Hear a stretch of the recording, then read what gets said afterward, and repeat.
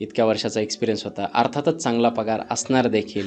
मग तो जॉब सोडावा आणि स्वतःचं असं काहीतरी सुरू करावं हे का मनात आलं आणि का केलं तुम्ही ते? मला माहिती असूनही, मनातून हे माहिती असूनही की अरे हा एक चांगला कॅन्डिडेट भविष्यात करू शकतो कंपनीसाठी काम, मला त्याला सिलेक्ट करता यायचं नाही. कुठेतरी गॅप मला ती दिसायची आणि मग मी हा विचार केला की जर हा प्रॉब्लेम बऱ्याच साऱ्या किंवा जवळपास सगळ्या स्टुडंट्सला आहे तर मग आपणच त्याच्यावरती सोल्युशन का देऊ नये. आपलं जे आयुष्य आहे ते पूर्णपणे सॉफ्टवेअरने सराउंडेड आहे आणि त्याचा खूप जास्त इम्पॅक्ट आपल्या आयुष्यावरती आहे. हा एक कॉमन गैरसमज आहे की एखाद्याचं फक्त कम्प्युटर किंवा आय टी बॅकग्राऊंडमधून एज्युकेशन झालं तरच तो आय टीमध्ये जॉब करू शकतो, असं नाही आहे. फॉर एक्झाम्पल असं घेऊयात की एक आर्टचा स्टुडंट आहे, माझं BA कंप्लीट झालेलं आहे किंवा BCom कंप्लीट झालेलं आहे आणि मला इतर ठिकाणी जॉब मिळत नाही. IT मध्ये तेवढ्या सोयीसुविधा आहेत, पगारही तेवढा आहे आणि मी शिकण्यास रेडी आहे, तयार आहे. तर मी आता काय करायला पाहिजे? कोविड पॅन्डेमिक नंतर या गोष्टीची डिमांड मागच्या काही वर्षामध्ये खूप जास्त प्रमाणात वाढलेली आहे, ती म्हणजे डेटा ॲनालिटिक्स. आणि हे या सेक्टरची ब्युटी तीच आहे असं मला वाटतं की इथे नक्कीच. फक्त skill related, skill oriented exactly. अशा पद्धतीने लोक हायर केले जातात आणि त्यांच्याकडून त्यांच्या कामाचा पगार त्यांना दिला जातो. एक्झॅक्टली. IT सेक्टरमध्ये जॉब मिळवणं किती अवघड, किती सोपं असतं?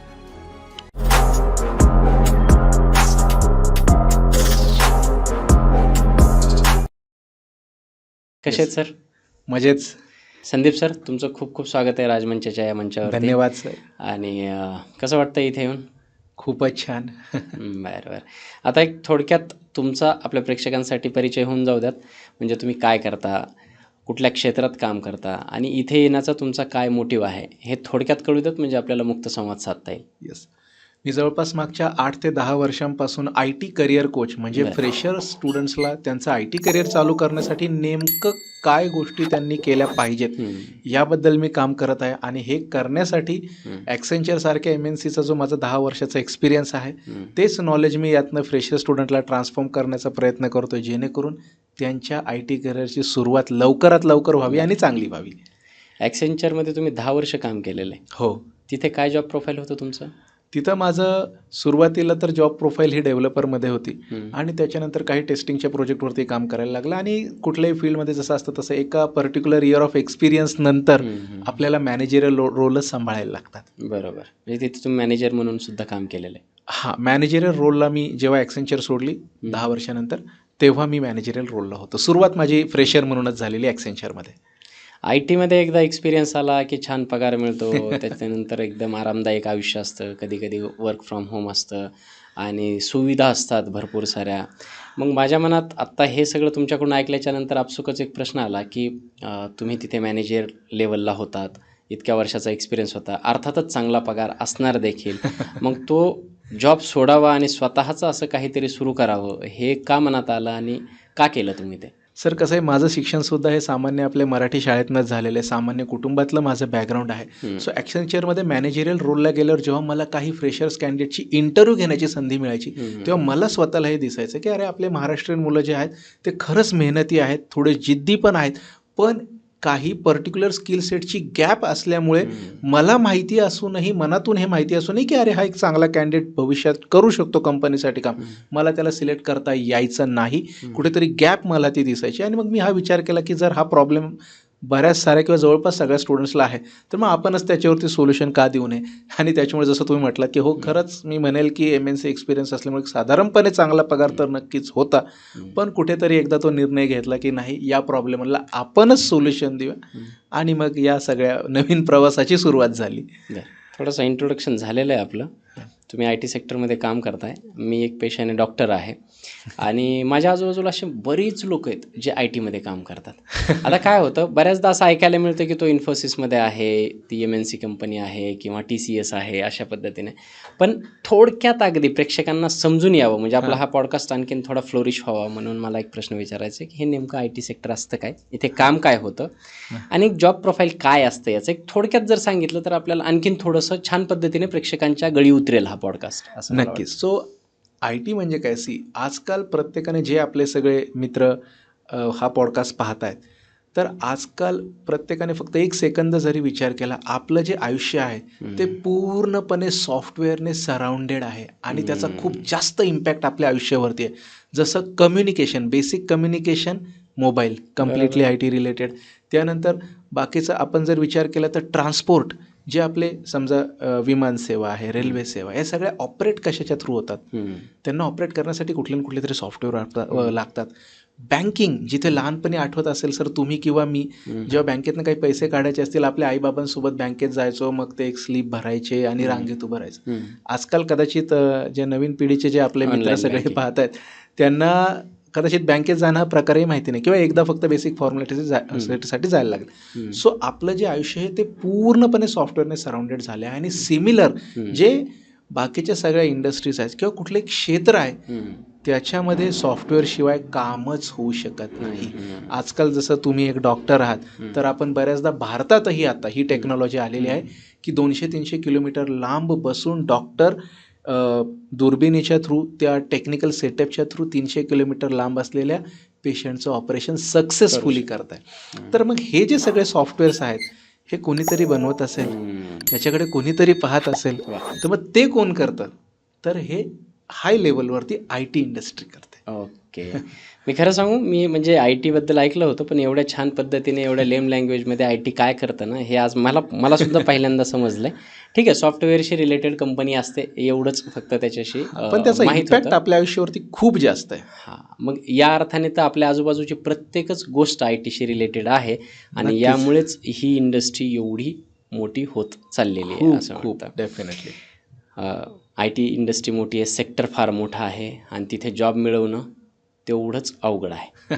ओके. आणि त्याच्यामध्ये तुम्ही असं खास करून महाराष्ट्रीयन लोकांसाठी, महाराष्ट्रीयन मुलांसाठी त्यांना जॉब मिळावं आणि ते सगळं काही इझियर व्हावं म्हणून तुम्ही स्वतःची नोकरी सोडलीत, या क्षेत्रात उतरलात आणि त्यांची अपस्किलिंग करून त्यांना जॉब मिळेपर्यंत म्हणजे तुम्ही जॉब प्लेसमेंटसुद्धा करता. येस, तोपर्यंत आम्ही त्यांच्यासोबत असता. कसा मिळतो ITमध्ये जॉब, म्हणजे काय करावं लागतं, शिक्षण, एज्युकेशन काय असतं त्याच्यामध्ये? हा एक कॉमन गैरसमज आहे की एखाद्याचं फक्त कम्प्युटर किंवा IT बॅकग्राऊंडमधनं एज्युकेशन झालं तरच तो ITमध्ये जॉब करू शकतो, असं नाही आहे. आजही जर एखाद्याचं आर्ट्समध्ये एज्युकेशन झालं असेल तर त्याच्यासाठी सुद्धा पर्टिक्युलर एरिया कामाचे काही जॉब प्रोफाईल ITमध्ये आहेत, कॉमर्ससाठी आहेत. बाकीचे सायन्स रिलेटेड स्ट्रीम ज्या कोडिंग रिलेटेड नाही आहेत, समजा BSc फिजिक्स वगैरे या ज्या गोष्टी आहेत, मायक्रोबायोलॉजी, खूप साऱ्या गोष्टी, तर प्रत्येक फील्डला ITमध्ये जॉब करण्याची संधी आहे. फक्त त्या स्टुडंटने त्यांच्या शिक्षणाशी अलाइंड जे स्पेशलायझेशन आहे ते नक्की शिकणं गरजेचं आहे. बरं, आता तुम्ही हे फार म्हणजे मोठं विधान केलं किंवा मला जे माहीत नव्हतं असं काहीतरी सांगितलं, म्हणून माझा पुढचा प्रश्न असा आहे की मला असं वाटत होतं की जो सायन्स स्टुडंट आहेत, जे इंजिनिअरिंग करतात, सॉफ्टवेअर, कम्प्युटर याच्याशी रिलेटेड, त्याच लोकांना ITमध्ये जॉब मिळतो. परंतु आता तुम्ही मला सांगितलं की आर्ट्स आणि कॉमर्स किंवा इतर जे स्टुडंट आहेत ते सुद्धा ITमध्ये जॉब मिळवू शकतात. ते कसे मिळवू शकतात, त्याचे कुठले कोर्सेस असतात हे सुद्धा, कारण आपण प्रेक्षकांना ती व्हॅल्यू दिलीच पाहिजे नक्की. तर काय त्याची नावं किंवा कशा पद्धतीनं, आता मी एक फॉर एक्झाम्पल असं घेऊयात की एक आर्ट्सचा स्टुडंट आहे, माझं BA कंप्लीट झालेलं आहे किंवा BCom कंप्लीट झालेलं आहे आणि मला इतर ठिकाणी जॉब मिळत नाही, ITमध्ये तेवढ्या सोयीसुविधा आहेत, पगारही तेवढा आहे आणि मी शिकण्यास रेडी आहे, तयार आहे, तर मी आता काय करायला पाहिजे? आपण जर स्ट्रीम वाईज गेलं तर आत्ता मार्केटमध्ये सगळ्यात जास्त ज्या गोष्टीची डिमांड आहे, म्हणजे कोविड पॅन्डेमिक नंतर या गोष्टीची डिमांड मागच्या काही वर्षामध्ये खूप जास्त प्रमाणात वाढलेली आहे, ती म्हणजे डेटा ॲनालिटिक्स. बरोबर. ओके. ही अशी स्ट्रीम आहे जिथे आर्ट्सचे स्टुडंटही डेफिनेटली जर त्यांचं कम्युनिकेशन वगैरे चांगलं असेल तर ते करू शकतात. दुसरी फील्ड समजा एखादा आपण पकडू स्टुडंट आहे, त्याचं कम्युनिकेशन वगैरे पण ॲव्हरेज आहे असं आपण पकडू, तर डिजिटल मार्केटिंग. तर ही एक चुकीचा एक गैरसमज बऱ्याच स्टुडंटच्या माइंडमध्ये असतो की डिजिटलमध्ये त्या एरियामध्ये डिजिटल मार्केटिंग हा शब्द येतो, मग त्यांना असं वाटतं कुठेतरी मार्केटिंग म्हणजे मला काय दारोदारी जाऊन काही विकायला लागेल, की असं नाही. ही IT प्रोफाईल आहे, इन ऑफिस ऑन लॅपटॉप हे काम आहे, त्याचे जे सगळे टूल्स असतात. म्हणजे असं मार्केटिंगमुळे कुणाचा गैरसमज व्हायला नको आपल्या कुठल्याही प्रेक्षकांचा, त्याच्यामुळे मी हे म्हणतो. सो हे आर्ट्सबद्दल झालं. कॉमर्सबद्दल जर आपण म्हटलं तर अगेन डेटा ॲनालिटिक्समध्ये काही काही पर्टिक्युलर स्पेशलिस्ट प्रोफाईल हे फक्त कॉमर्स स्टुडंटसाठी असतात. इंडियामध्ये खूप साऱ्या US बेस्ड MNCs अशा आहेत, US UK, ज्याला आपण एक फॉरेन MNCs ज्याला म्हणतो, ज्या पर्टिक्युलरली कॉमर्स रिलेटेडच काम करतात. बरं. असं आहे. त्याच्यामुळे तिथे प्राधान्य बँकिंग सेक्टर वगैरे बँकिंग म्हणायचं? सेक्टर रिलेटेड वगैरे काम करतात. हम्म. त्याच्यामुळे तिथं प्राधान्य कॉमर्सच्या स्टुडंटला दिलं जातं. हम्म. आणि सायन्सचा जर स्टुडंट असेल तर मग त्याला याच्या व्यतिरिक्त बाकीच्या अजून खूप साऱ्या अपॉर्च्युनिटी आहेत, जसं डेव्हलपमेंटमध्ये आहे, डेटा सायन्समध्ये आहे, डेटा ॲनालिटिक्सचेही जे कॅन्डिडेट आहेत ते नंतर एकदा करिअर चालू झाल्यावर डेटा सायन्सला अपग्रेड हे करू शकतात. सो खास करून सायन्सबद्दल तर प्रत्येकाला असं वाटतंच की नाही, सायन्सचा स्टुडंट म्हणजे हा जाईलच आय टीमध्ये किंवा याच्यासाठी सोपंच असेल. असं नाही आहे. ते जर योग्य ट्रॅक आपण निवडला करिअरचा तर आर्ट्सच्या स्टुडंटसाठी पण तेवढंच सोपं आहे, कॉमर्सच्या स्टुडंटसाठी पण तितकंच सोपं आहे. फक्त होतो काय प्रॉब्लेम याच्यामध्ये सर, बऱ्याचदा स्टुडंट्सचं काय होतं की माझ्या एखाद्या आत्याच्या काकाच्या मामाच्या चुलत्याच्या भाच्याच्या मुलाचं काहीतरी त्याने हे केलंय मग तो आता आय टीमध्ये, पण आपण हे बघतच नाही की तो खरंच त्याचं एज्युकेशन काय. म्हणजे चुकीच्या माणसाचा सल्ला घेणं ही प्रवृत्ती वाढते, किंवा फक्त माझ्या मित्राने हे केलंय मग नाही त्याचं खूप भारी सेट झालंय मलाच तसं का, पण त्या मित्राचं एज्युकेशन बॅकग्राऊंड काय होतं, त्याचे स्किल सेट काय होते, त्याचे पासआउट इयर काय होते, हे पण तर पाहिलं पाहिजे. सो ही जर एक गोष्ट टाळली तर नक्कीच आर्ट्स कॉमर्सच्या स्टुडंटसाठी सुद्धा खूप चांगला स्कोप मार्केटमध्ये आहे.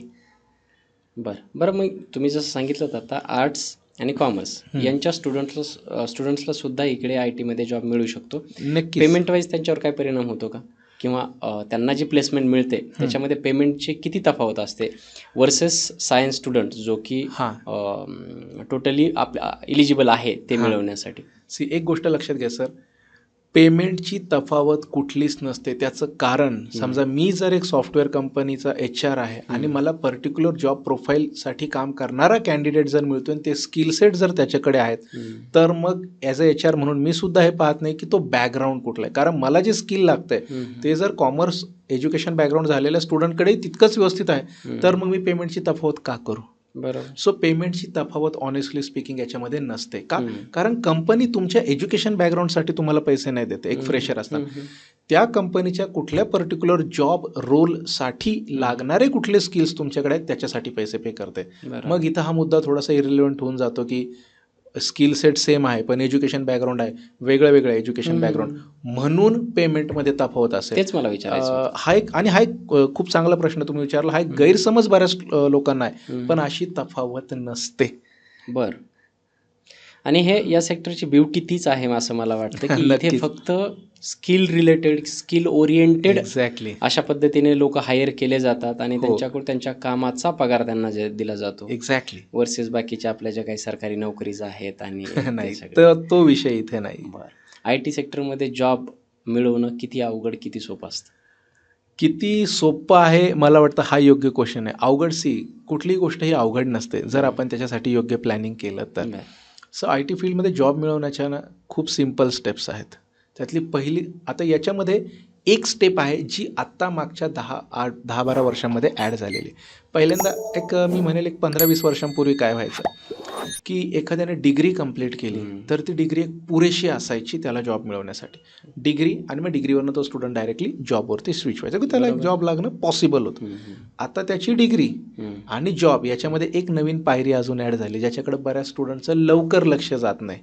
ती आहे मास्टरायझेशन. असे इंजिनियर्स आहेत जे डिग्री घेऊन पडलेले त्यांना जॉब मिळत नाही. एक्झॅक्टली. सो आता याच्यामध्ये एक तफावत आहे. आता रिसेंटलीच एक रिपोर्ट मी वाचला ज्याच्यामध्ये भारतातल्या, मी फॉरेनच्या म्हणत नाही, भारतातल्या 80% सॉफ्टवेअर कंपन्या असं म्हणतात की आम्हाला 80% प्रोफाईलसाठी योग्य लोक भेटत नाहीत. आणि हेच जर आपण कॉलेजमधला सिनेरिओ पाहिला पासआउट झाल्यावर तर जवळपास 100% स्टुडंट असं म्हणतात की आम्हाला जॉबच मिळत नाही. मग ही जी गॅप आहे ओके, सो ती गॅप एकाच गोष्टीने भरून निघणार आहे, ती आहे स्पेशलायझेशन. आणि डिग्री आणि जॉब याच्यामध्ये जी एक नवीन पायरी ॲड झालेली आहे त्याचं नाव आहे स्पेशलायझेशन. त्याचं कारण जवळपास मागच्या 10 ते 15 वर्षामध्ये खूप सारे नवीन कॉलेजेस चालू झालेले आहेत आणि चांगले आहेत. मी असं म्हणत नाही की कुठलं कॉलेज चांगलं किंवा वाईट असतं, चांगलेच आहेत, पण मग त्यानुसार कॉम्पिटिशनही वाढली आहे. ओके. आणि कंपन्यांची जी रिक्वायरमेंट आहे ती आहे स्पेशलायझेशन. कारण आजकाल फ्रेशर जरी कॅन्डिडेट एखादा असेल तर कंपनीची रिक्वायरमेंट अशी नाही आहे की fresher computer pass out, fresher BCom, त्यांची रिक्वायरमेंट आहे fresher in data science, fresher in data analytics, fresher in some particular technology. त्याच्यामुळे जे डिग्री आपल्याला काय करते की तो एक इलिजिबिलिटी क्रायटेरिया म्हणून काम करते. असं नाही की डिग्री महत्त्वाची कामाची नाही. नाही. एक्झॅक्टली नाही. इथे आपल्या कुठल्याही प्रेक्षकांचं असं चुकीचं मत नको आलं की डिग्री कामाचीच नाही. ती नक्की कामाची आहे. पण त्याचा पर्पज काय आहे की ती आपल्यासाठी कशाचं काम करते आज, ती आपल्यासाठी एक इलिजिबिलिटी क्रायटेरिया म्हणून काम करते की बाबा ॲटलिस्ट अंडर ग्रॅज्युएट तर नाही, पण जो जॉब आहे आणि ती डिग्री त्याच्यामध्ये एक स्टेप आहे, ती आहे specialization in some particular technologies. Yes, म्हणजे किती सुंदर पद्धतीने तुम्ही सांगितलं की म्हणजे लोक आज जेवढे इंजिनियर्स आहेत ते दुसरं काहीतरी करताना दिसत आहेत. म्हणजे इंजिनियर पासआउट झाल्याच्या नंतर त्यांना जॉब मिळत नाहीत आणि ते दुसऱ्या क्षेत्रात काम करतात. आजकाल बरेच ज्या काही वेगवेगळ्या फील्ड्स आहेत त्याच्यामध्ये सगळे खूप इंजिनियर्स सारे. दिसतात. म्हणजे की तुम्ही कुठल्याही क्षेत्रात गेला तरी तो तिथे एक इंजिनियर आहे. मी इंजिनिअरिंग केलं होतं, जॉब नाही मिळाला म्हणून मी दुसरं काहीतरी असेल, किंवा कंटेंट क्रिएशनच्या आमच्या जर्नीमध्ये आमच्या या फील्डमध्ये सुद्धा मी मॅक्झिमम इंजिनियर्सच पाहतो. मी सोडता मीच फक्त एक डॉक्टर असेल. बाकी असे खूप लोक आहेत. कारण काय, जॉब मिळत नाही ही त्यांची प्राथमिक ओरड आहे, धारणा झालेली. एक्झॅक्टली. परंतु कंपनीवाले बोलतात की आम्हाला ते कॅन्डिडेट मिळत नाही, 80% कंपनीवाले बोलतात की आम्हाला एक्झॅक्टली जॉब मिळत नाहीत. इथे जो ब्रिज आहे तो स्किल्स आहे. तो खूप skills छान आहे. पद्धतीने सांगितलं. आणि बऱ्याच लोकांना वाटतं की आपण डिग्री घेतली आहे म्हणजे आपलं ग्रॅज्युएशन कंप्लीट झालं आहे म्हणजे आपल्याला जॉब मिळायला पाहिजे. पण हे बदलत्या युगामध्ये त्याच्या एक स्टेप पुढे जाणं फार गरजेचं आहे, तेव्हा तुम्हाला जॉब मिळणार आहे. एक्झॅक्टली. आणि तिची जसं म्हटलं की डिग्री आणि जॉब याच्यामध्ये ही जी नवीन एक पायरी ॲड झालेली, ज्यांचं याच्याकडे लवकर लक्ष जातं. आजकाल बऱ्याच ठिकाणी खास करून महाराष्ट्रामध्ये शिक्षणाबद्दल वातावरण खरंच खूप चांगलं आहे. म्हणजे जर आपण देवाने आपला जन्म जर महाराष्ट्रामध्ये आपल्याला जन्माला घातलेला आहे तर पहिली गोष्ट आपण तिथेच देवाचे आभार मानले पाहिजेत प्रत्येकाने, मी असं म्हणेल. ओके. पण याच्यामध्ये काही ठिकाणी प्रॉब्लेम काय होतं की जे कॅन्डिडेट आहे, जे फ्रेशर आहेत, त्यांना हे समजतं मी हे केलं पाहिजे. पण कधी कधी त्यांचे जे पॅरेंट्स आहेत जे कुठेतरी जनरेशन गॅप, एक पिढी मागचे आहेत, तुमचे काय माझे काय सगळ्यांचे, तर त्यांना असं वाटतं अरे नाही आता तुला एवढं लाखो रुपये शिकायला मी दिले, डिग्री केली, कर्ज पाणी काढलं आणि आता तुला जॉब लागत नाही, तू म्हणतो की मला काहीतरी स्पेशलायझेशन शिकायचं. मग अशा केसमध्ये काय करायला पाहिजे, ही कुठेतरी त्या कॅन्डिडेटची एक जबाबदारी की त्याने पॉझिटिव्हली आपल्या पालकांना सुद्धा याबद्दल समजावून सांगितलं पाहिजे किंवा त्यांना याबद्दल अवेअर केलं पाहिजे. मला नाही वाटत की जर कुठल्याही कॅन्डिडेटने जर व्यवस्थित आपल्या पालकांना कुठल्याही विद्यार्थ्याने सांगितलं तर ते ऐकणार नाहीत असं मला तरी वाटत नाही. सो त्याने पण कुठेतरी एज्युकेट केलं पाहिजे. खूपच महत्त्वाची गोष्ट तुम्ही इथे बोललात की काय होतं की फॉर एक्झाम्पल एखादे पॅरेंट्स आहेत, त्यांना त्यांच्या मुलाला इंजिनिअरिंगसाठी पाठवायचं एका मोठ्या शहरामध्ये चांगल्या कॉलेजला, तिथं त्याचा मंथली एक्सपेन्स आपल्याला बिअर करायचा आहे. नक्कीच. आणि त्यांची ती परिस्थिती नाही. हो. खास करून आपण जर खेड्यापाड्यातील तुमच्या माझ्या आईवडिलांसारख्या सामान्य लोकांबद्दल बोललं तर त्यांची ती परिस्थिती नसताना त्यांनी थोडंसं स्वतःच्या पोटाला चिमटा घेऊन इकडून तिकडून पैसे अरेंज करून हे मुलाला शिकवायचं. आणि त्यावेळेस काय अपेक्षा असते की माझा मुलगा एकदा का इंजिनियर झाला त्याला जॉब लागेल. आणि तो इंजिनियर झाला, त्याच्याकडे डिग्री आली, तरी जेव्हा त्याला जॉब लागत नाही तर तेव्हा मुलाला सुद्धा त्याच्या आईवडिलाला कन्व्हिन्स करणं थोडंसं अवघड जातं की अजून एक कोर्स करायचा आहे. हां, पण याच्यामध्ये होतं कसं सर, जेवढा हा वेळ वाया जातो ना, एकदा आपण आपल्या ग्रॅज्युएशनच्या फायनल इयरचा पेपर दिला, शेवटचा पेपर दिला की त्यानंतर येणारा 1 दिवस करिअरच्या दृष्टीने आपल्या आयुष्यात एक गॅप म्हणून ॲड होत असतो. आणि हे समजायलाच काही स्टुडंटला काही दिवसांचा वेळ लागतो, काहींना काही महिन्यांचा वेळ लागतो आणि काहींना काही वर्षांचा वेळ लागतो. आणि इथून खरा प्रॉब्लेम चालू होतो. असं आहे. सो वेळ तो वाया जाऊ न देणं हे सगळ्यात जास्त महत्त्वाचं आहे. खूप छान पद्धतीने सुरू आहे. मला असं वाटतं की आत्ता जसं मगाशी बोललो की कंपनीजला योग्य कॅन्डिडेट मिळत नाहीत आणि कॅन्डिडेटची ओरड आहे की आम्हाला जॉब मिळत नाही. मध्ये गॅप आहे, तो काय गॅप आहे तो कसा भरायचा, याच्यासाठीचाच आजचा पॉडकास्ट आहे. नक्कीच. याच्यामध्ये जो गॅप आहे तो मेजरली 2 गोष्टी आहेत. तसं तर 3 पण मेजरली 2. पहिली गोष्ट म्हणजे टेक्निकल स्किल. जसं मी सांगितलं, फ्रेशरची कंपनीची व्याख्या बदललेली आहे मागच्या 10-12 दिवसात, 10-12 वर्षांमध्ये. सो फ्रेशर फक्त एखादी डिग्री घेऊन पासआउट झालेला फ्रेशर हा कंपनीसाठी फ्रेशरच नाही आहे. असं आहे, कंपनीसाठी कुठला फ्रेशर की डिग्री झाल्यानंतर कुठलं मास्टर स्किल आहे किंवा कुठलं स्पेशलायझेशन आहे. जसं मी मगाशी सांगितलं की fresher in data science, fresher in data analytics, जसं किंवा fresher in some Java development something like that. Okay, तर मग पहिली गोष्ट हा गॅप आहे टेक्निकल स्किलचं, कारण तुमच्याकडे स्पेसिफिक टेक्निकल स्किल्स हे असलेच पाहिजे, बरोबर. पहिली गोष्ट. आणि दुसरी गोष्ट, आय टी कंपनीमध्ये जे आपले क्लायंट्स असतात, जे मेजरली 90 किंवा 99% मिळेल ते कुठेतरी फॉरेन किंवा US, UK, युरोप, मी म्हणेल की फॉरेनचे असतात. त्याच्यामुळे डे टू डे लाईफमध्ये एकूण एक गोष्ट आपल्याला इंग्लिश लँग्वेजमध्ये कम्युनिकेट करायची. बरोबर. त्यामुळे English communication at least above average, की बाबा आपण काय सांगतोय, काय काम करतोय याचा रिपोर्ट तरी आपल्याला व्यवस्थित करता यायला पाहिजे, किंवा क्लायंट मीटिंगमध्ये ते क्लायंट काय सांगतात एवढं तरी आपल्याला कळायला पाहिजे, राईट. सो तो जो दुसरा पॉईंट आहे तो आहे कम्युनिकेशन स्किल्स. आणि याच्याही पुढे जाऊन एखाद्याने विचार करायचा झालं तर आजकाल आपलं ओव्हरऑल बॉडी लँग्वेज, पर्सनॅलिटी, या सगळ्या गोष्टीला मिळून एक तिसरं स्किल म्हणतात, ते आहे सॉफ्ट स्किल. ओके. सो हे जर 3 स्किल कुणाकडे असेल तर मला नाही वाटत की कुठलाही कॅन्डिडेट किंवा कुठलाही फ्रेशर हा जॉबलेस राहील कुठल्याही फील्डमध्ये. आणि मग IT फील्डमध्ये तर शक्यच नाही की हे स्किल असणारा कॅन्डिडेट जॉबलेस आहे. It's not possible. ओके. आणि अशा स्किलफुल असणाऱ्या व्यक्तींना जॉब 100% मिळतोच, आणि पॅकेजही चांगलं मिळतं. पॅकेजेस. हे पॅकेजचा विषय निघाला म्हणून मला विचारावं असं वाटते की IT सेक्टरमध्ये जेव्हा सुरुवातीला जॉब लागतो तेव्हा फार कमी पेमेंट्स वगैरे असतात आणि त्याच्यानंतर वाढतातही तसे.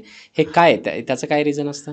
पहिली गोष्ट कसं आहे की प्रत्येकच कंपनीमध्ये कमी पेमेंट नसतं. जसं की आमचेच काही स्टुडंट आहे, जसं आमचा एक स्टुडंट आहे अथर्व नावाचा, एक फ्रेशर म्हणून 12 लाखाचं पण पॅकेज त्याने मिळवलेलं आहे. पण त्याचा अर्थ मी असं नाही म्हणत की प्रत्येकालाच तितकं मिळेल. ओके, सो पॅकेजची एक सिम्पल गोष्ट आहे. माझं सगळ्या फ्रेशर कॅन्डिडेटला हे सांगणं आहे, त्यांच्या पालकांनाही हे सांगणं आहे की तुम्हाला करिअर करायचं आहे. सो करिअर हे नेहमी खूप लॉंग टर्म असतं, हे लक्षात घ्या. करिअर ही 1-2 वर्षाची गोष्ट नाही, ती काही ॲटलिस्ट 10, 15, 20 वर्षांची गोष्ट आहे. तर मग ते करिअर करताना आपण तर मग ते करिअर करताना आपण मिळेल तिथून सुरुवात होणं महत्त्वाचं आहे.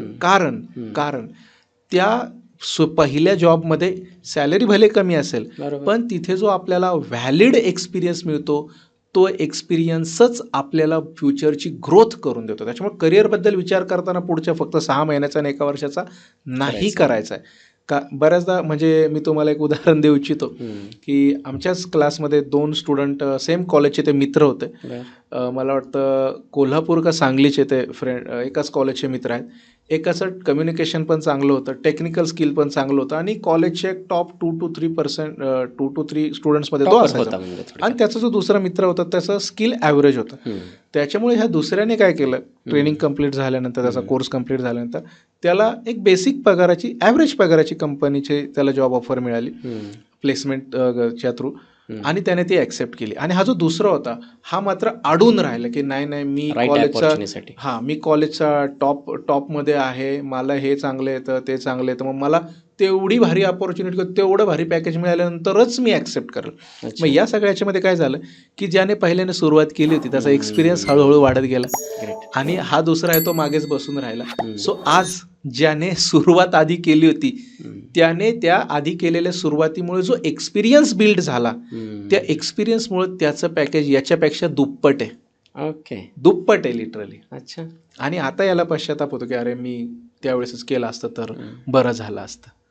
म्हणजे IT सेक्टरमध्ये एक्सपिरियन्स फार काउंट होतो, खूप जास्त व्हॅल्यू. त्याच्यामुळे मिळेल तिथून सुरुवात करा व्हॅलिड एक्सपिरियन्स. राईट अपॉर्च्युनिटीची वाट बघत बसाल तर वेळ होऊन जाईल. हा, आणि फ्रेशर म्हणून कॉम्पिटिशन पण तितकी आहे ना की राईट अपॉर्च्युनिटी हे आपण अपॉर्च्युनिटी ॲक्सेप्ट केल्याशिवाय नाही होऊ शकत. जसं की याच्यामध्ये एका पिक्चरमध्ये एक डायलॉग आहे खूप छान, जिथे तो जो हिरो आहे तो त्याच्या फ्रेंडला सांगत असतो की माझ्या एका मित्राने गाडी घेतलेली आहे, खूप छान गाडी घेतली, आणि त्याने हे ठरवलंय की तो ती गाडी तेव्हाच घरातनं बाहेर काढणार जेव्हा सगळ्या रस्त्यांवरचे सिग्नल हे ग्रीन झालेले असणार आहे. सो या वाक्याचा संदर्भ घेऊन मला वाटतं सगळे जे फ्रेशर कॅन्डिडेट आता हा पॉडकास्ट पाहतायत सरांसोबत, ते आपला एक रेफरन्स नक्कीच त्याचा समजू शकतात. 100%. जसं आत्ता तुम्ही सांगितलं की एक्सपिरियन्स, आणि एक्सपिरियन्स जास्तीत जास्त असण्यासाठी किंवा एक्सपिरियन्स जास्त काउंट होण्यासाठी माझा भावकीतला किंवा चुलत भाऊ एक आहे, तो आय टीमध्ये काम करतो सेक्टरमध्ये आणि तो वर्षाला मला वाटतं 2-3 जॉब बदलतो, कंपनीज बदलतो. त्याचं असं मी जेव्हा त्याला हे विचारलं की तू हे सगळं का करतो आहे, तर तो सांगितलं की जेव्हा आपण कंपनी चेंज करतो तेव्हा एका कंपनीचा तो एक्सपिरियन्स काउंट होतो आणि मला पॅकेज वाढवून मिळतं. मला हा प्रश्न विचारायचा आहे की एक वर्क कल्चर आहे, आता हे आय टीमधलं हे वर्क कल्चर असेल कदाचित, परंतु दुसऱ्या फील्डमध्ये एखाद्या कंपनीला आपण जेव्हा जास्तीत जास्त दिवस देतो, वाहून घेतो, तेव्हा ती कंपनी आपल्याला पे बॅक करते. नक्की. आणि इकडे असं होतंय, म्हणजे कुठलं राईट आहे, कुठलं रॉंग आहे, किंवा कुठलं या आय टी सेक्टरमध्ये काय वर्क करतं आणि मुलांनी खास करून तुमच्या अनुभवानुसार काय केलं पाहिजे याच्या. सगळ्यात पहिली गोष्ट म्हणजे खूप फ्रिक्वेंट जॉब सर्च हे आपल्या प्रोफाईलला कुठेतरी हॅम्परच करतात. बरं. कारण करिअर करताना त्याच्यामध्ये स्टॅबिलिटी असणं खूप गरजेचं आहे. जसं की तो त्याच्या करिअरच्या सुरुवातीच्या फेजमध्ये आहे, जसं तुम्ही म्हटलात की वर्षाला अगदी 3-3 जॉब स्विच करतोय. सुरुवातीला थोडं त्याला पगार वाढून मिळेल, त्याला ते भारी वाटेल. पण जेव्हा तो करिअरमध्ये एका स्टेबल होण्याच्या फेजमध्ये असेल तेव्हा त्याच्या रिझ्युमेमध्ये कम्पेअर टू त्याचे बाकीचे जे कॅन्डिडेट्स आहेत त्याच्यामध्ये इनस्टॅबिलिटी खूप जास्त दिसेल आणि मग कुठेतरी रिझ्युमे सिलेक्शनला प्रॉब्लेम हा होतोच होतो. मग भलेही त्याचं स्किल कितीही चांगलं असू दे, कारण कंपनीचं हे म्हणणं आहे की फक्त स्किल असून फायदा नाही, कारण स्किल कॅन्डिडेट खूप जास्त आहेत. ओके, फक्त भारतामध्येच फक्त इंजिनियर्स एका वर्षाला जवळपास 15 लाख पासआउट होतात. बाकीचे सायन्स ग्रॅज्युएट, त्याच्या अगोदरचे 4-6 वर्षाचे कॉम्पिटिशनमध्ये असलेले कॅन्डिडेट तर वेगळेच. ओके, तर मग स्किल कंपन्यांना अगदीच मिळणार नाही असा विषय नाही, पण कुठेतरी एक चांगला कॅन्डिडेट म्हणून करिअरमध्ये थोडी स्टॅबिलिटी असणं पण खरंच खूप गरजेचं आहे लाँग टर्मच्या दृष्टीने. मी नेहमी सगळ्यांना हेच सांगतो की करिअर ही लाँग टर्मची गोष्ट आहे, त्याच्यामुळे शॉर्ट टर्म गोष्टींच्या मोहात अडकायचं नाही आहे. त्याच्यामध्ये ऑनेस्टी पण फार महत्त्वाची आहे. कंपनी डेफिनेटली मॅटर करतेच. काय होतं की आता तुम्ही सांगितलं की 15 लाख इंजिनियर्स तर पासआउट होतात. ओके, आणि त्यांना जॉब सर्च करायचा असतो आणि फ्रेशर म्हणून कुठेतरी जॉब जेव्हा करतात त्यावेळेस काय चॅलेंजेस असतात त्यांना? त्यावेळेस त्यांना मेन चॅलेंज हाच येतो की बऱ्याचदा फ्रेशर स्टुडंट्स काय करतात की जगातले जेवढे सगळे जॉब पोर्टल्स आहेत सगळ्यावरती अप्लाय करतात. माझ्याकडे एक स्टुडंट आलेला, थोडासा फ्रस्ट्रेटही झालेला. लिटरली 750 जॉब्सला एक फ्रेशर म्हणून त्याने कुठलंही पोर्टल असं सोडलं नव्हतं जिथे अप्लाय केलं आणि कॉल एकही आला नव्हता. मग मी त्याला हेच कॅल्क्युलेशन सांगितलं की तुला असं वाटतं की तू एवढ्या जॉब पोर्टल्सवरती अप्लाय केलं, तुला असं वाटतं की चला ठीक आहे माझं मार्क्स वगैरे असे आहेत, पण तुझ्यासोबत बाकीचे किती आहेत? 15 लाख तर फक्त इंजिनियर्स आहेत, बाकीचे वेगळे, बाकीच्या स्ट्रीमचे वेगळे, BCA MCA वगैरे त्या सगळ्या गोष्टी तर वेगळ्याच. ओके, मग या सगळ्यामध्ये जेव्हा आपण प्रोबॅबिलिटी काढतो एखाद्याचा रिझ्युमे फ्रेशर म्हणून सिलेक्ट होण्याची या पोर्टल्सवर, ती 0.00000 अशी काहीतरी येते. मग त्याला समजतं अरे फक्त याच्यावरती डिपेंड राहणं गरजेचं नाही. मग त्यांना कुठेतरी अंडरस्टँड होतं की नाही, मी स्पेशलायझेशन केलं पाहिजे आणि त्याच जॉब प्रोफाईलसाठी केलं पाहिजे, तर करिअर लवकर चालू होण्याचे चान्सेस आहेत. हे रिझ्यूमबद्दल बोललात ते एक मला थोडंसं आठवलं की काय होतं की आपला पॉडकास्ट जे लोक पाहतील त्यांना व्हॅल्यू तर मिळालीच पाहिजे, हा माझा पहिला मुद्दा आहे. त्याच्यामुळे आय टी सेक्टरमध्ये जेव्हा जॉब अप्लाय करतो आपण, तिथे काही रिझ्यूम लिहिण्याची किंवा काही स्पेसिफिक पद्धत आहे का, किंवा काही गोष्टी त्याच्यामध्ये पर्टिक्युलरली ॲड केल्याच पाहिजेत, याचं ध्यान ठेवलंच पाहिजे, असं काही आहे? नक्कीच आहे. आणि त्याचसोबत काय गोष्टी ॲड नाही केल्या पाहिजे आजकाल हे खूप जास्त आवडेल. कॉमन ट्रेंड काय की आपण आपले सिनियर्सचा एखाद्या रिझ्युमे घेतो कॉलेजमधून, तो कॉपी पेस्ट करतो फक्त नाव मोबाईल नंबर वगैरे बदलून. तर हे सगळ्या मुलांनी आता बंद केलं पाहिजे, कारण आजकाल रिझ्युमे बऱ्याचदा हे ज्याला ATS ॲप्लिकेशन ट्रॅकिंग सॉफ्टवेअर्स म्हणतात त्याच्या थ्रू स्कॅन होतात. असं पण नाही की प्रत्येकजण रिझ्युमे तुमचा हातात घेऊन पाहणार. तर पहिली गोष्ट, फ्रेशर असताना आपला रिझ्युमे हा एका पेजचाच ठेवायचा आहे. That's very important. सेकंड, त्याच्यामध्ये स्पेसिफिक गोष्टी मेन्शन करायच्या आहेत, इयर, पासआउट वगैरे.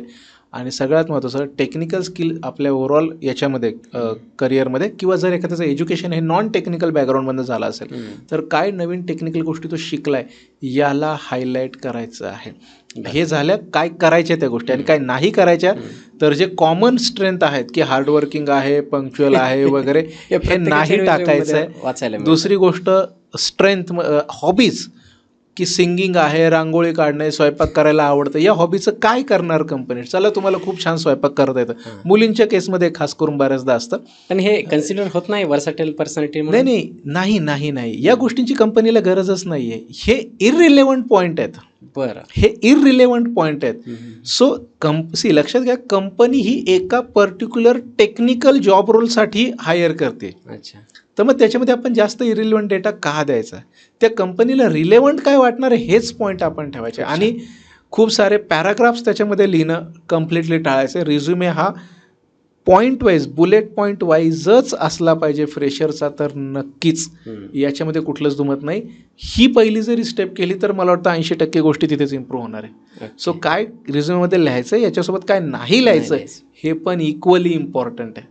बरं, ठीक आहे. जसं आपण सुरुवातीला पाहिलं की या जॉब प्रोफाईलमध्ये पेमेंट स्केल खूप जास्त आहे पुढे जाऊन. नक्कीच. परंतु बऱ्याचदा मी जे ऐकलंय त्याला धरूनच मी प्रश्न विचारतो की सुरुवातीला कमी असतं. हां, सुरुवातीच्या काळामध्ये सुरुवातीच्या कंपनीज त्याचा एक्सपिरियन्स पाहता त्याला कमी पेमेंट कारण ऑफर company- करतात. exactly. मग याच्यामध्ये मला हा प्रश्न विचारायचा आहे की आपले असे जर काही लिसनर व्ह्युअर्स असतील की ज्यांनी जॉबला अप्लाय केलेलं आहे, त्यांचं पेमेंट स्केल कमी आहे, ते अल्गोरिदमिकली वाढणार आहे, परंतु त्याच्यामध्ये जर काही फास्ट ग्रोथ करायची असेल तर त्याच्यात काही टिप्स आणि ट्रिक्स काही आहेत का? टिप्स अँड ट्रिक्स म्हणण्यापेक्षा एक गोष्ट प्रत्येकाने लक्षात घेतली पाहिजे की IT he highly skill oriented industry, highly skill oriented. कारण इथे काय अशी मेकॅनिकलची प्रोडक्शन लाईन सारखे काही गोष्टी नाही की जिथं तुम्ही मशीनवरती काय फिक्स या गोष्टी करा. It's a highly skill oriented industry. AIच्या जमान्यामध्ये तर या गोष्टी अजून जास्त फास्ट चेंज होत आहेत. त्याच्यामुळे साधी सिंपल गोष्ट आहे, ITचा एक साधा रूल आहे, जो लवकरात लवकर नेक्स्ट गोष्टी अपग्रेड करतो तो बाकीच्यांपेक्षा जास्त वेगाने पुढे जातो. आणि ही गोष्ट तुमचा IT मध्ये 30 वर्षाचा 40 वर्षाचा जरी एक्सपिरियन्स असला तरी सत्य आहे. आज ITचे जे मॅनेजर्स आहेत ज्यांचा, किंवा सिनियर, अगदी सिनियर मोस्ट मॅनेजर, ते सुद्धा नवीन गोष्टी अपग्रेड करतात. भले त्यांचा एक्सपिरियन्स 40, काहींचा तर अगदी 45 वर्षांचा पण जरी असेल, तर ही गोष्ट सगळ्यात जास्त महत्त्वाची. सो काही वेगळ्या टिप्स अँड ट्रिक्स नाहीत. Since it is a very highly skill oriented industry, upgradation is the only way to survive on grow in IT. बोलता बोलता AIचा विषय काढलात आणि AI म्हणजे आपल्या मानकुटावरती बसलेलं राक्षस आहे असं म्हणायला हरकत नाही. आणि जे काही IT सेक्टरमधले लोक आहेत किंवा जे सॉफ्टवेअर रिलेटेड जॉब करतायत त्यांना एकच भीती आहे, येत्या काळामध्ये AI हे सगळे जॉब्स कमी करून टाकेल. कारण जे काम 100 लोक बसून करत होते ते AIच्या मदतीने अगदी 5-10 लोकसुद्धा करू शकतील असं एक भविष्य वर्तवलं जातं. आणि याच्यामध्ये AI एक युजफुल टूल म्हणून येण्यापेक्षा आपल्याला भीती दाखवणारं एक जसं काहीतरी एक बोलतो ना आपण की डिजिटल राक्षस असावा, अशा पद्धतीनं लोकांसमोर प्रेझेंट व्हायला लागला आहे. तर पहिले तर सांगा की AIमुळे लोकांचे जॉब जाणार आहेत का, पहिलं तुमच्या अनुभवातून. आणि दुसरी गोष्ट की हे जॉब जाऊ नयेत किंवा AI सोबत सुद्धा आपण कसं कोपअप करावं याच्यासाठी काही स्किल्स आहेत का? हो. सो AIची भीती वाटणं का चालू झालं इंडस्ट्रीमध्ये, खास करून फ्रेशर स्टुडंट्समध्ये? कारण आपण नेहमी न्यूजमध्ये वाचतो की AI इम्प्लिमेंट करून एखाद्या कंपनीने एवढ्या लोकांना कामावरनं काढलं, त्याच्यामुळे सगळ्यांच्या मनात त्याच्याबद्दल भीती बसली. पण आणि AIमुळे काही लोकांचे जॉब हे नक्की जाणार आहेत IT इंडस्ट्रीमध्ये, बाकी इंडस्ट्रीमध्ये सुद्धा. पण कुठल्या लोकांचे? ज्यांचं कामाचं स्वरूप हे खूप रिपिटेटिव्ह आहे, हे खूप मोनोटोनस आहे किंवा अगदी फिक्स साचेबद्ध आहे. जसं की मी तुम्हाला साधं उदाहरण देतो जे आपल्या सगळ्या प्रेक्षकांना नक्कीच समजेलही आणि त्यांनी हे कुठेतरी अनुभवलं असेल. आपण एखाद्या कस्टमर सपोर्टला कॉल करतो, समजा उदाहरणार्थ आपल्या डिश टीव्हीचं रिचार्ज समजा संपलं आणि आपल्याला ते रिचार्ज करताना काही प्रॉब्लेम येतो. आपण कस्टमर केअरला कॉल केला, तर आधी कसं व्हायचं की तिथे ॲक्च्युअल, म्हणजे अजूनही काही प्रमाणात असं ॲक्च्युअल माणूस आहे जो आपल्या क्वेश्चनला आन्सर करतोय, आपला ID सर्च करतोय, मग तो ओके. पण आता त्या ठिकाणी बऱ्याच AI ऑपरेटेड चॅटबॉट्स आलेले. का?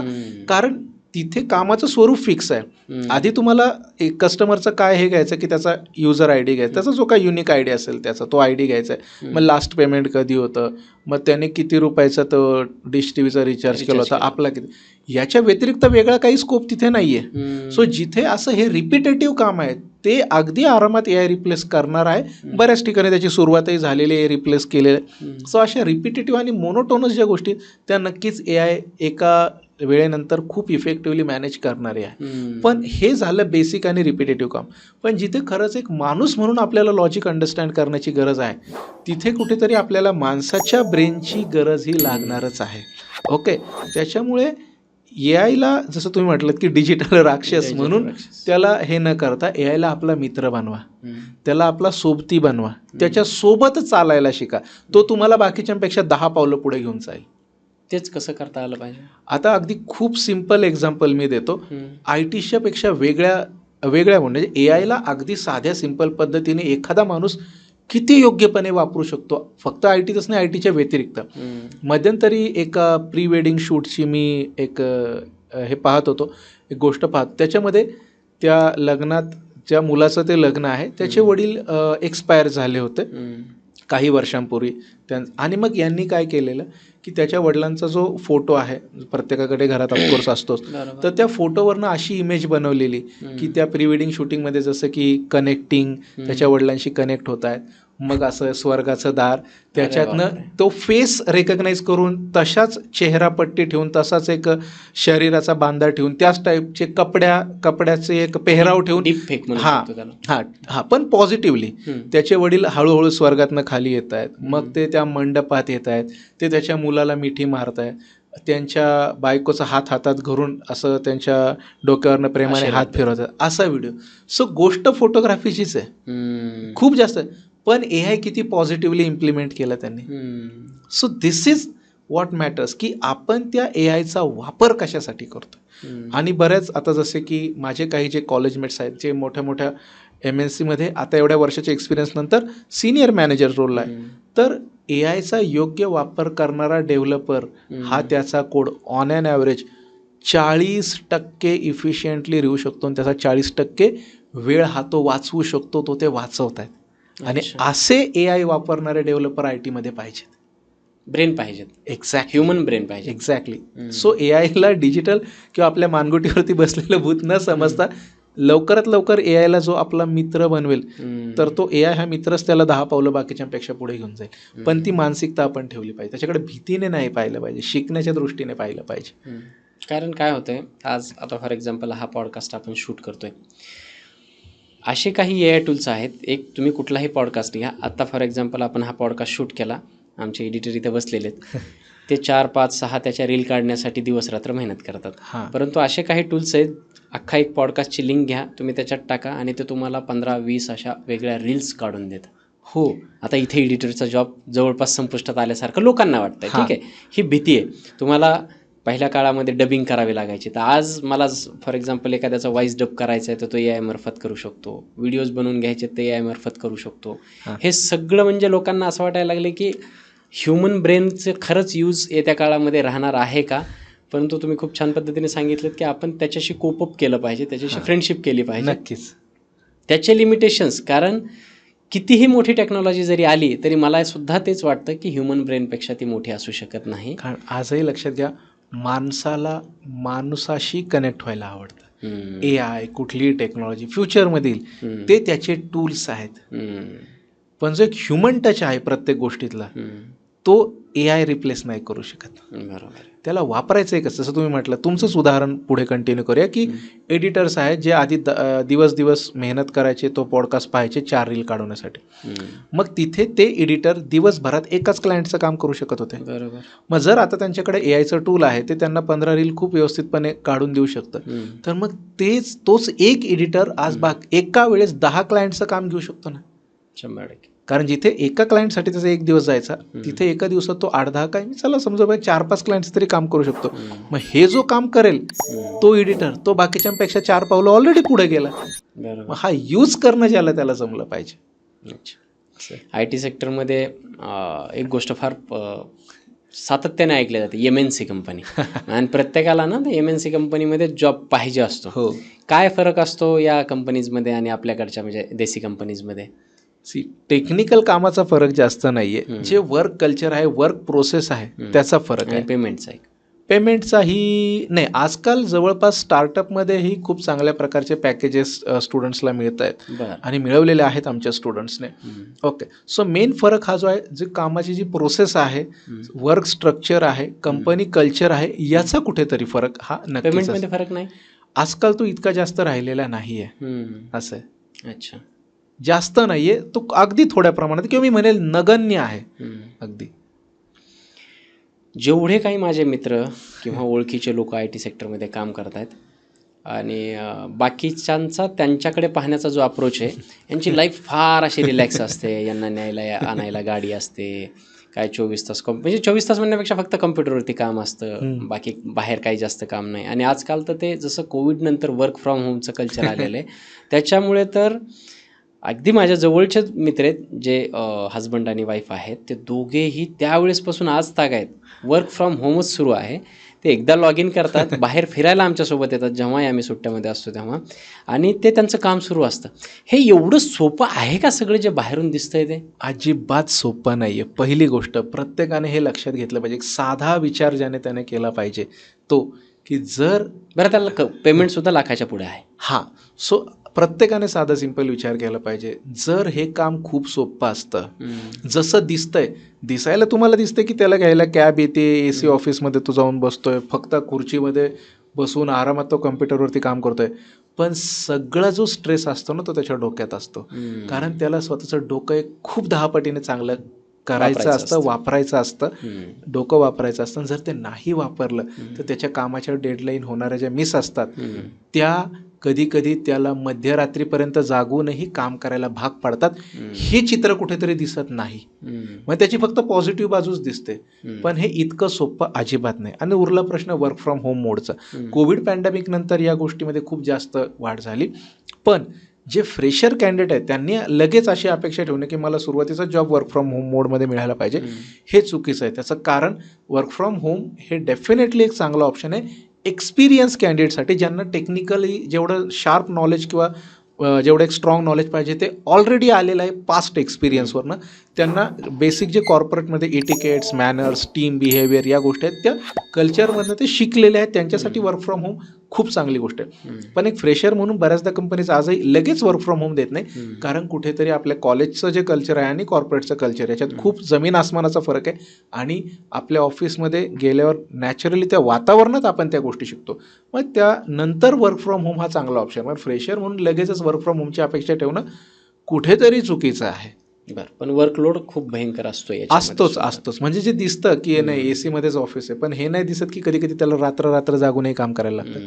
हे नाही दिसत की कधी त्याला पूर्ण वीकेंड सॅटर्डे आणि संडे काम करायला लागतं. माझाच एक ॲक्सेंचरचा प्रोजेक्ट असा होता ज्याच्यामध्ये लिटरली 2 महिने 60 दिवस सॅटर्डे संडे मी त्यावेळेस एक मिड लेवल एक्सपिरियन्स माझा होता. आणि माझे सगळे सिनियर मॅनेजरसुद्धा सकाळी 8 ते रात्री 10 पर्यंत कमीत कमी काम करत होतं. ही बाजू लोकांना लवकर दिसत नाही. त्याच्यामुळे वर्क फ्रॉम होम आहे किंवा AC ऑफिसमध्ये बसून खुर्चीत बसून लॅपटॉपवरती काम आहे म्हणून ते खूप सोपं आहे, हा सगळ्यात मोठा IT बद्दलचा गैरसमज आहे. आणि प्रत्येकाने साधा सिंपल विचार करावा. जर ते खरंच इतकं सोपं असतं तर लाखो रुपयाचं पॅकेज दिलं असतं का कोणी कोणाला एवढं देणार नाही. सिंपलशी गोष्ट आहे. मध्ये कोविड आला, तुम्ही जसं सांगितलं की बाकीचे जेवढे बिझनेसेस किंवा बाकीचे जेवढे सेक्टर आहेत तिथे मंदी आली बऱ्यापैकी, परंतु या IT सेक्टरला त्यावेळेस बूम मिळाला. मला दुसरा एक प्रश्न फनी असेल कदाचित तो, कोविडमध्ये ज्या बॅचेस पासआउट झालेल्या आहेत त्यांच्याकडे कंपनीज वेगळ्या नजरेने बघतात का? काही कंपन्या खरंच बघतात. कारण जेव्हा त्यांच्यावरती पासआउट इयर त्या 2-3 कोविड बॅच हा शिक्का असेल, तर मला असं वाटतं की कारण जर मी त्या कंपनीचा ओनर किंवा HR आहे तर त्या बॅचकडे कशा पद्धतीने पाहतात किंवा वेगळ्या पद्धतीने पाहिलं? त्याच्यामध्ये कसं आहे, जर एखादा स्टुडंट हा कोविड बॅचमधनं पासआउट झालेला आहे तर त्याची जी 0.00% काही पॉसिबिलिटी होती फक्त त्याच्या डिग्रीमधून एखादा जॉबची अपॉर्च्युनिटी त्याला मिळण्याची, त्याला ती पण मिळत नाही. इंटरव्ह्यूची अपॉर्च्युनिटीज मिळत नाही. त्याच्या बाबतीमध्ये हे 2दा-3दा पाहिलं जातं की खरंच याने एखादं स्पेशलायझेशन केलं आहे की नाही. कारण कॉलेजमध्ये त्या परिस्थितीमुळे त्याला काही करता आलं नाही हे सगळ्यांना माहिती आहे. तो जे डेव्हलप व्हायला पाहिजे होता त्या कॉलेजच्या रिगरस वातावरणातनं तो ते नाही झालेलं आहे सगळ्या कंपनीच्या HRला माहिती. मग ते हे पाहतात की ओके ठीक आहे, त्यावेळेस कोविडची सिच्युएशन होती, कोणी काय करू शकत नव्हतं, मग त्याच्यानंतर याने काय केलंय. आणि जर याने खरंच पिकअप करण्याचा, स्वतःला पुशअप करण्याचा काहीतरी प्रयत्न केलाय, that shows a positive attitude. मग त्याच्यासाठी इंटरव्ह्यू अपॉर्च्युनिटीज भरपूर. या केसमध्ये तुमचं काम फार सुंदरपणे मला वाटतं इथे तुमचा रोल खूप सुंदर असेल याच्यात, की अशा लोकांना तुम्ही अपस्किलिंग करणं आणि त्यांना प्लेसमेंट देणं. त्याच्यामुळे तुमची मदत अशा लोकांना फार होईल असं मला वाटतं. नाही, बऱ्याच लोकांना झाली सुद्धा, एक अगदी चांगले IT करिअर त्यांनी चालू सुद्धा केले. आणि मी याच्यामध्ये हे नक्की म्हणेल की याच्यामध्ये त्यांची मेहनतसुद्धा तितकी महत्त्वाची आहे. 100%. याच्यामध्ये त्यांचीसुद्धा मेहनत आहे जी अगदी ॲप्रिशिएट करण्यासारखी आहे, त्याला आपण नाकारू शकत नाही. अगदीच. आता येऊयात थोडंसं जॉब कल्चरवरती. मी जे ऐकलेले प्रोपोगंडा जे समाजात आहे तो, की मोस्टली या कंपन्या म्हणजे 99 मल्टीनॅशनल असतात जवळपास, आणि त्यांचं जे काम आहे ते इंटरनॅशनल आहे थोडक्यात. थोडंसं आणि वेस्टर्न यांचं कल्चरचं आहे जे तो त्याच्यामध्ये. जॉब प्रोफाईल आहे ते वेस्टर्नाइज होऊन जातं. वेस्टर्नाइज इन द सेन्स काय आहे, त्यांचं जॉब प्रोफाईल वेस्टर्नाइज असणं आणि ते वेस्टर्नाइज होणं याच्यात फार फरक आहे. नक्कीच. मी तुम्हाला सांगतो, माझ्या म्हणजे आमच्या गावच्या जवळची एक मुलगी होती, अगदी साधी भोळी सरधोपट अशी जी काही गावची एक खेडूत मुलगी असते अशा पद्धतीची, पण IT मध्ये जॉब लागल्याच्या नंतर तिची लाईफ जी 360 डिग्री चेंज झाली आहे आणि ती फुल ऑन अशी एकदम मॉडर्नाइज झालेली आहे. त्याच्यामुळे तिचं लग्नही तुटलेलं आहे नंतर. हे त्याचे आउटपुट आपल्याला, मला नाही, मी त्याच्यात जास्त घुसत नाही. मला फक्त एवढं विचारायचं आहे की हे जे काही वेस्टर्नाइज कल्चर ITच्या थ्रू इकडे घुसतंय ते कितपत चांगलं किंवा कितपत वाईट आहे, आणि त्याचे परिणाम फॅमिलीवरती सुद्धा होत आहेत. फार पुढे न जाता मला हा प्रश्न तेवढ्यात विचारायचा तुम्हाला. हो. सो IT मध्ये हे सत्य आहे की कामाचं कल्चर हे वेस्टर्नाइज आहे, हे सत्य आहे, हे कुणीच नाकारू शकत नाही, अगदी मी सुद्धा नाही. पण हे ज्याच्या त्याच्या मानसिकतेवरती डिपेंड करतं की काम झाल्यानंतर, त्या कंपनीतनं बाहेर पडल्यानंतर किंवा आपण लॅपटॉपमधनं लॉग इन केल्यानंतर ते कामाचं स्ट्रक्चर तिथेच ठेवायचं आहे, आणि आपण एक माणूस म्हणून काय आपला बेस आहे, काय आपल्या आईवडिलांचे संस्कार आहेत, काय आपल्याला त्यांनी आपल्या आयुष्यात पुढे जाण्यासाठी काय मेहनत घेतली, काय मार्गदर्शन केलेले, ह्याची जाणीव जो ठेवतो ना, त्याला ही बाउंड्री खूप क्लिअर ठेवता येते कामाची. काम वेस्टर्नाइज आहे, त्याच्यामुळे आपण लगेच वेस्टर्नाइज होणं हे काही चांगली गोष्ट नाही आहे. काम वेस्टर्नाइज आहे, ते तिथं केलं, काम संपलं. माणूस तर आपण भारतीयच आहे ना, किंवा चला महाराष्ट्रीयनच आहे. मग ते जसं तुम्ही त्या मुलीचं उदाहरण दिलं, तर असं एक नाही, असे बरेच स्टुडंट्स आहे. आणि बऱ्याच वेळेला तुम्हाला ऐकून आश्चर्यही वाटेल, आता जवळपास जे स्टुडंट्स आमच्याकडे, जी मुलगी आयुष्यभर, मला फक्त ॲड ऑन करतो याच्यामध्ये, ज्या मुलीने म्हणजे असं सिगरेट पाहिली नसेल ती सिगरेट ओढायला लागली होती. हे एक सत्य. ती ड्रिंक पण करायला लागली होती. आणि त्याच्यामुळे आणि हे जॉब कल्चरचा पार्ट आहे. तो एक माझ्या जॉबचा पार्ट आहे. लेट नाईट पार्टीज, ड्रिंक करणं, सिगारेट ओढणं, हे त्या जॉबचा पार्ट आहे का? मला थोडक्यात हे विचारायचं. त्या जॉबचा पार्ट नाही आहे. मी तेच म्हटलं, काम वेस्टर्नाइज पद्धतीचं आहे. ते आपलं काम झालं, विषय संपला. त्यानंतर एक माणूस म्हणून आपण कोण आहोत, ही आपली जी मुळं आहेत, आपला जो बेस आहे, आपण मराठीत म्हणतो ना, आपली नाळ कुठे रुजलेली आहे, हे जर ज्याने त्याने लक्षात ठेवलं तर अशा गोष्टी होत नाही.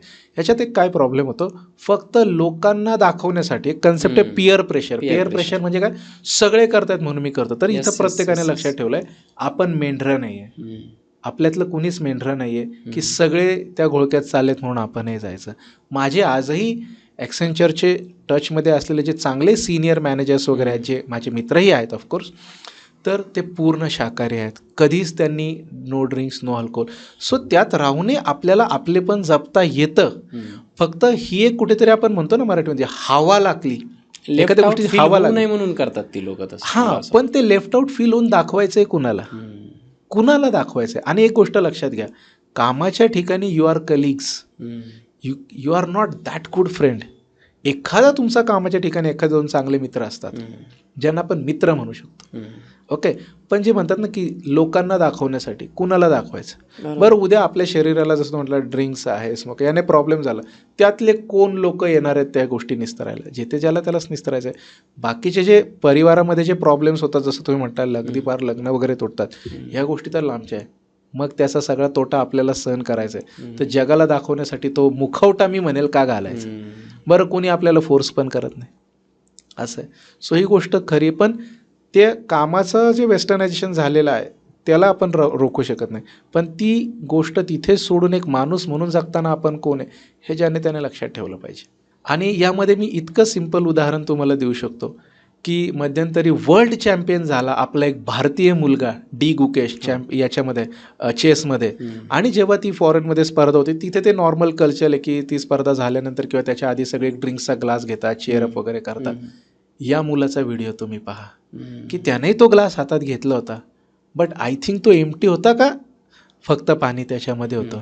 सो जर एखादा एवढा ब्रिलियंट World मुलगा, champion. वर्ल्ड चॅम्पियन, आपलं जे कल्चर आहे तो इंटरनॅशनल लेवलवरती जर मेंटेन करू शकतो, तर तुम्ही आम्ही कोण आहे की एखाद्या शहरात, गावातनं जर एखाद्या शहरात नोकरी लागली, माझं काम IT मध्ये, मी झालो वेस्टर्नायझर, लागलो सिगरेट फुंकायला आणि लागलो ड्रिंक प्यायला. सो हे त्या डी गुकेशच्या एक्झाम्पलवरनं प्रत्येकजण समजू शकतो. सो हे मेंटेन करणं आपापल्या हातामध्ये आहे. ठीक आहे ना. आपण जॉब जिथे करतोय ते जॉब प्रोफाईल वाचून आपण कोण आहोत हे विसरलं नाही पाहिजे आणि स्वतःचं स्वत्व राखलं पाहिजे. स्वत्व राखलं पाहिजे खरंच. हे इथे मला वाटतं फार महत्त्वाचं गोष्ट आहे. कारण जॉब तर आपल्याला पेमेंट देतं, परंतु हे आपलं जे स्वत्व आहे ते आपल्याला माणूस ते आपल्या आयुष्यामध्ये आपल्याला शांतता देतं, पीस देतं, आपले चार जोडलेली माणसं देतं, आपलं परिवार देतं, आपलं धडधाकट शरीर जे आहे ते हेल्दी ठेवायला मदत करतं. संस्कृती विसरली नाही पाहिजे. संस्कृती विसरली नाही पाहिजे. म्हणजे IT मध्ये जॉब लागणं किती अवघड सोपं, तो लागला कसा पाहिजे, पेमेंट कसे वाढवले पाहिजेत, आपण अपस्किल स्वतःला कसं केलं पाहिजे, त्याच्यानंतर जॉब लागल्याच्या नंतर आपण स्वत्व कसं राखलं पाहिजे. किती छान पद्धतीनं आपण हे सगळं रनन केलं आहे पॉडकास्ट आणि खूप सुंदर झालेलं आहे. तुम्ही इतक्या दिवसापासून या क्षेत्रामध्ये काम करताय. आपल्या महाराष्ट्रीयन मुलांना इझिली जॉब मिळावा आणि त्यांनी अपस्किल होत राहावं याच्यासाठी जे तुम्ही काम करताय खरंच वाखाणण्याजोगं आहे. आणि खूप छान वाटलं सर तुम्हाला बोलून, भेटून, तुमच्याशी संवाद साधून. याच्यामध्ये अजून तुम्हाला, कारण काय होतं, आपण कुठल्याही क्षेत्रात जेव्हा काम करतो ना तर आपल्या अनुभवातून आपल्याला ना असं उचंबळून येतं की मला ही गोष्ट सांगायची. असं काही आहे की हे मला अगदी ठासून सांगायचं आहे की मुलांनी हे केलं पाहिजे किंवा हे नाही केलं पाहिजे, असं काही आहे जे सांगण्यासारखं आहे तुमच्याकडे अजून? याच्यामध्ये जनरली अगदी शॉर्टमध्ये मी सांगेल 3च मुद्दे आहेत. पहिली गोष्ट, जे तुम्ही स्पेशलायझेशन करणार आहे त्याची सुरुवात तुम्ही कॉलेजमध्ये असतानाच करा, कारण तो तुमचा एक हनीमून पिरियड आहे. तिथे तुम्ही एक गॅपवाले कॅन्डिडेट नाहीत, कारण तिथे ऑफिशियली तुम्ही तुमची डिग्री करताय. Point number 1. पॉईंट नंबर 2, की जेव्हा तुमची कॉलेजची, जसं मी म्हटलं की फायनल तुमचा एक्झाम पेपर होतो, त्याच्यानंतर येणारा एकूण एक दिवस जो आपण सुरुवातीला मजेत घालवतो, माझी तर डिग्री झाली, हे लक्षात घ्या, तो तुमचा करिअरचा गॅप आहे. सो हे रिअलाईज व्हायला काही दिवसांपेक्षा जास्त वेळ वाया घालवू नका. आणि तिसरी गोष्ट, बऱ्याच स्टुडंटचं असं असतं की माझी तर डिग्री झाली आहे. सो आजही एक गोष्ट लक्षात घ्या, तुमची डिग्री झाली तर फक्त तुमच्या एकट्याची नाही झाली, तुमच्यासोबत फक्त इंजिनियरचाच आकडा एक दरवर्षीचा 15 लाख आहे, बाकीचं सगळं जर आपण काउंट केलं तर आरामात तो 20-25 लाखापर्यंत जातो. आणि हे असे फक्त या वर्षीचेच नाही तर मागच्या कमीत कमी 4 ते 6 वर्षीचे, जो आकडा काही कोटीमध्ये जातो. सो फक्त भारतामध्ये या टेक्निकल गोष्टी शिकणारी जी लोकं आहेत, जे डिग्री घेऊन पासआउट होणारे लोक आहेत, जे जॉब्स होत आहेत, ते तुम्ही एकटेच नाहीत, कोट्यावधी आहेत. आता तर लाखो पण नाही, कोट्यावधी आहेत. तर त्याच्यामुळे तुमच्याकडे असं काय वेगळं स्किल आहे जेणेकरून कंपनीने तुम्हाला सिलेक्ट करायचं, हा प्रश्न स्वतःला लवकरात लवकर विचारून त्याच्यावरती लवकरात लवकर काम करणं चालू करा. हे जेवढं लवकरात लवकर कराल तेवढं तुम्ही म्हटलं तसं IT मध्ये जॉब मिळवणं हे सोपं होत जाईल. आणि हेच जर नाही केलं तर मग ते असं वाटायला लागतं की मग ते जॉब IT मध्ये जॉब मिळवणं अवघड आहे, पण तशी परिस्थिती खरंच नाही आहे. खूप छान सर, थँक्यू सो मच. तुम्ही या मंचावरती आलात आणि या मंचाच्या माध्यमातून तुम्ही जे काही अस्पायरिंग स्टुडंट आहेत किंवा जॉबच्या शोधात आहेत त्यांना अमूल्य असं मार्गदर्शन केलं, त्याच्यामुळे तुमचे खूप खूप आभार. तुम्हीसुद्धा हा पॉडकास्ट इथपर्यंत पाहिलाच असेल. या पॉडकास्टची फक्त वन लाईनर एकच आहे की 80% कंपनीजना वाटतं की आम्हाला योग्य कॅन्डिडेट मिळत नाहीत आणि 100% पासआउट स्टुडंटला वाटतं की आम्हाला जॉब मिळत नाही. मग हा जो गॅप आहे तो गॅप कसा भरायचा हा पॉडकास्ट बघितल्याच्या नंतर तुमच्या लक्षात येईल. आणि तो गॅप भरण्यासाठी संदीप सर तुम्हाला जबरदस्त हेल्प करू शकतात. मी इतके पॉडकास्ट केल्याच्यानंतर माणसं कळतात, एक जेन्युइन माणूस कोण असतो ना ते कळतं. तसं हे संदीप सरांनी या पॉडकास्टच्या माध्यमातून स्वतःची जेन्युनिटी जी दाखवली आहे किंवा त्यांचं जे नॉलेज मला दिसतं आहे ना, त्याच्यामुळे तुम्हाला या अडचणीमध्ये जबरदस्त मदत होऊ शकते सरांची. त्यांच्या ज्या काही कॉन्टॅक्ट डिटेल्स किंवा त्यांचे सोशल मीडियाचे जे काही हँडलच्या लिंक असतील त्या आम्ही डिस्क्रिप्शनमध्ये देणार आहोत. तुम्हाला याच्याशी रिलेटेड कुठलीही अडचण असो तुम्ही त्यांना रीच आउट करू शकता. Thank you so much sir. आणि थँक्यू सो मच प्रेक्षकांना की हा पॉडकास्ट तुम्ही इथपर्यंत पाहिलात. फक्त पाहू नका तर लाईक करा, शेअर करा, कमेंट करा. आपण हा जो मंच बनवला आहे तो बनवलाच याच्यासाठी की मला जे नॉलेज मिळतं या मंचाच्या माध्यमातून मी तुमच्यापर्यंत पोहोचवतो आहे आणि तुम्हाला जे नॉलेज मिळणार आहे ते तुम्ही इतरांपर्यंत शेअर करून कमवायचं आहे किंवा पोहोचवायचं आहे. सर, कसं वाटलं तुम्हाला इथे येऊन? खूपच छान वाटलं की अत्यंत एक पॉझिटिव्ह व्हाईब्स जे म्हणतो ना, ते तुमच्याशी बोलल्यानंतर, एवढा डिटेल आपला पॉडकास्ट केल्यानंतर, मनमोकळेपणाने तुमच्याशी गप्पा मारल्यावरती मला जे राजमंच आपला आहे त्याचे एक मनापासून आभार मानायचे आहेत.